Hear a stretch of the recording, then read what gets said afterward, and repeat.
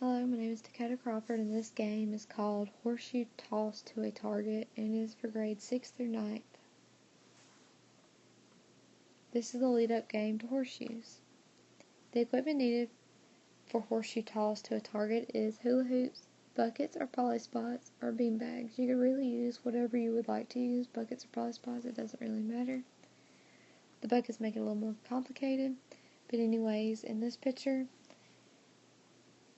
first off, the students would be partnered up. There will be hula hoops placed on the floor, and the students will go stand behind a hula hoop, straight across from their partner. So in this picture, these two are partners. They will be trading out bean bags. So if the person on this side tosses the bean bag, then the person on this side will pick it up and toss it back. So it's kind of reversing, it's just going opposite directions.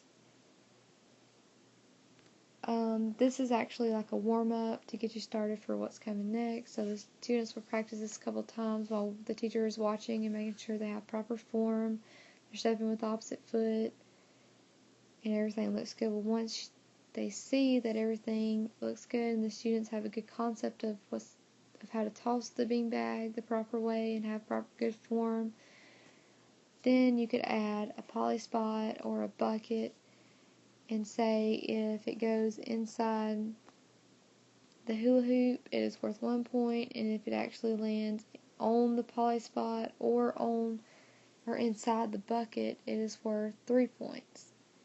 And what you could do is say the first team who makes it to 21 points is the winner.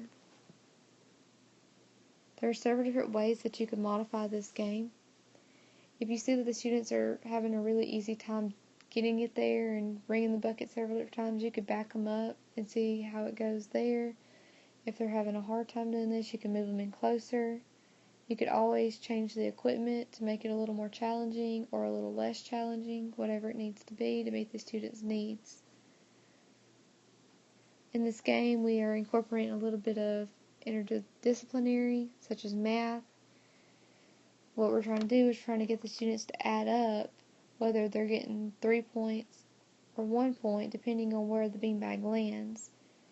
And what we're trying to get them to do is trying to keep up with their points so that we can tell who is the winners at the end of the game. The first ones to make it 21 points is the winners. Therefore, they have to be able to add up their points to make sure who's got 21 points. Thank you for watching. I hope you enjoy this game.